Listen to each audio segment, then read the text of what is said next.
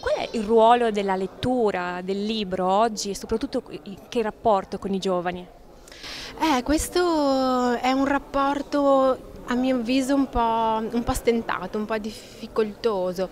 Forse i ragazzi adesso sono abituati a un ritmo più veloce, quello delle fiction televisive, delle serie TV, per cui magari è utile non cercare di assecondare questo loro desiderio di velocità, quindi invece di tentare di farli avvicinare magari ai testi che sono stati importanti per noi, che adesso oggettivamente magari non possono più raccogliere il loro interesse, forse è bello far seguire loro i loro desideri, farli prendere proprio contatto con il libro, seguendo ciò che loro possono amare, quindi magari titoli nuovi o leggere quello che loro magari hanno già visto in TV. Quali sono gli appuntamenti più sentiti in questi 2 giorni?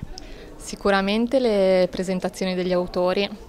Domani ci saranno nomi a livello nazionale come Alice Basso, Barbara Fiorio, che lei è genovese ma conosciuta ormai a livello nazionale, Roberto Centazzo, solo per dire i nomi più conosciuti. Poi sul palco qua dell'Aga invece abbiamo gli autori che sono anche in fiera che presentano le loro opere. Quante case editrici e banchetti coinvolge il Libri in Baia?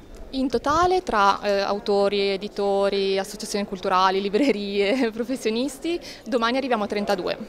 Oggi un po' meno, domani a 32. Sì.